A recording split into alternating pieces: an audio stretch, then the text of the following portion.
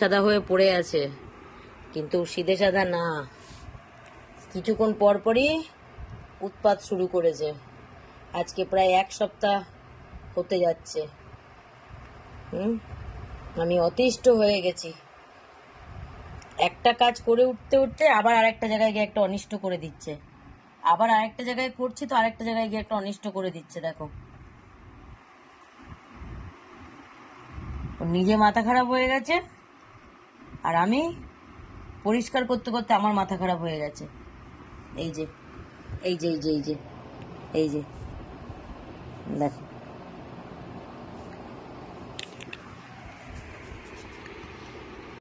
রাত 7:30 8টা বাজে। কাঠবিড়ালি কিন্তু বাড়ি ফেরেনি, তো কাঠবিড়ালিকে এখন এই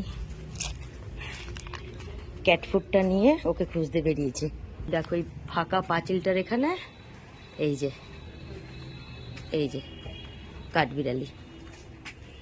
দেখো এই কিছুদিন থেকে একদম ঘরে রাখা যাচ্ছে না, সব সময় এরকম চিৎকার করছে আর এরকম বাইরে যেতে চাইছে।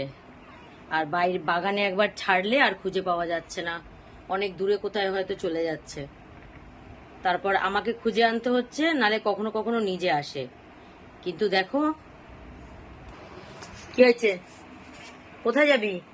দেখো গলা থেকে তো আওয়াজ বেরোয় না, নালে ওই মেল বিড়ালরা যেরকম ডাকে ওই রকম ডাকতো, কিন্তু ওর শরীর খারাপের পর থেকে তোর গলাটায় আওয়াজটা প্রায় চলে গেছে, সামান্য আছে। কিন্তু একদম ঘরে থাকতে চাইছে না, আর প্রচন্ড চিৎকার করছে। গলার আওয়াজটা মানে কম বলে তাও মানে বাঁচা। আর দেখো সব জায়গায় ঘরের আনাচে কোনাচে, তারপরে ঘরে যেখানে নিচে যা যা জিনিসপত্র সব কিছুতে টয়লেট করছে, সব কিছু, কোনো কিছু ওর জ্বালাতে রাখা যাচ্ছে না। আমি কদিন থেকে সব ধুতে ধুতে আমার মাথা খারাপ হয়ে যাচ্ছে, মানে এত অতিষ্ঠ করে দিচ্ছে। যেখানে যা আছে সমস্ত কিছুতে টয়লেট করছে, সমস্ত কিছুতে টয়লেট করছে, কিচ্ছু কোথাও রাখা যাচ্ছে না।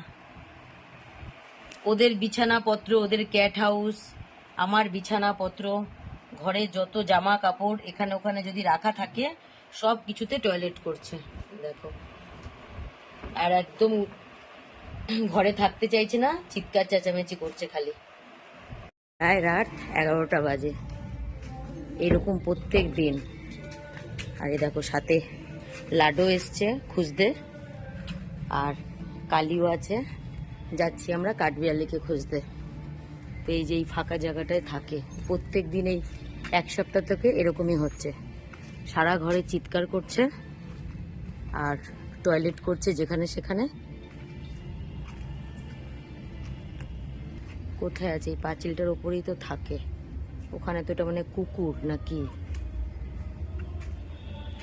এই যে দেখতে পেয়েছি, ওই দেখো কাঠবিড়ালি এখানে প্রত্যেক দিনই এরকম করছে, ও খুঁজে খুঁজে নিয়ে আসতে হচ্ছে।